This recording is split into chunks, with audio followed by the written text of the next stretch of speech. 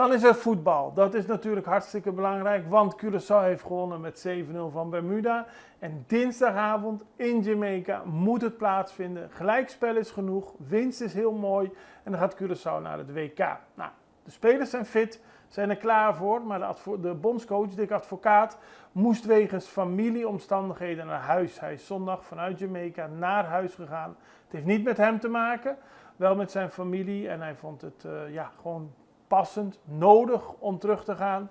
Hij mist de spelers wel, zo zei hij, maar familie gaat voor voetbal. Dus nu wordt de leiding gegeven door de assistenttrainers Dien Goré en Cor Pot. En die gaven zondag een persconferentie vanuit Jamaica.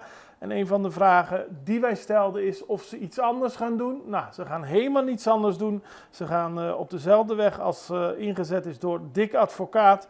En ze hebben er veel vertrouwen in. En ik stelde de vraag of de spelersgroep bezorgd had gereageerd. Of hoe ze hadden gereageerd op het vertrek van de coach naar Nederland.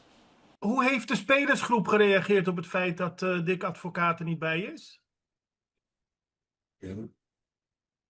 Nou, toen het medegedeeld was, toen heeft de captain Leandro Bacuna heeft het woord genomen en de spelersgroep toegesproken. En gezegd, we doen het voor Curaçao, maar nu doen we het in speciaal ook nog eens voor advocaat en familie. Dus het is natuurlijk hard ingeslagen bij de groep. Maar in plaats dat we de teneur dus hiervan inzien, moet het juist ons kracht geven om extra te geven. En dat is vanuit de groep heel duidelijk naar voren gegaan. Ik vraag het ook omdat u nu net vertelde dat Casper van Eyck mee is. Moeten we ons zorgen maken over Dick Advocaat zelf? Dat de dokter met hem meegevlogen is? Nee, helemaal niet. Nee, dit is niks met Dick zelf te maken. Het is puur een issue in zijn familie. Daarnaast stelde ik de vraag aan Cor Pot en Dien Goré. Een van de twee had in een interview met het Nederlandse AD gezegd. Nee, ik moet het goed zeggen. Advocaat had tegen het Nederlandse AD gezegd dat er geniepig gespeeld moest worden.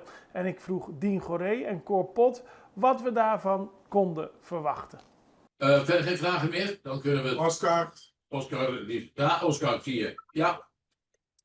Ja, ik heb nog één vraag, want ik las in het AD dat Dick tegen de journalist zou hebben gezegd dat in zo'n belangrijke wedstrijd misschien best wel goed op een geniepige manier kan winnen. Dus op een iets slimmere, iets geniepige manier dan normaal. Nou ben ik oud genoeg om dit Advocaat nog zelf te hebben zien voetballen. Dat kon hij er zelf ook wel wat van. Maar kun je dat een selectie nog leren? En ik wil dat graag ook aan meneer Pot vragen, want ja, het moet ook in je zitten om geniepig te kunnen spelen. Ja, we moeten de juiste tactiek gaan bepalen om heel slim deze wedstrijd naar ons toe te trekken en te winnen. En dat gaan we allemaal bespreken morgen met de bespreking en alles. Dus dat komt wel goed, denk ik. Maar stel dat we voorstaan, gaan we dan extra lang tijdrekken en dergelijke om toch maar die winst te kunnen halen? Dat gaan we wel een beetje proberen, ja. Dat lijkt me wel logisch. Maar we moeten gewoon goed voetballen. En als je goed voetbalt, ben je aan de bal. En als je veel aan de bal bent, dan kan de tegenstander niks doen. Het klinkt heel, het zijn de wijsheden van Johan Cruijff.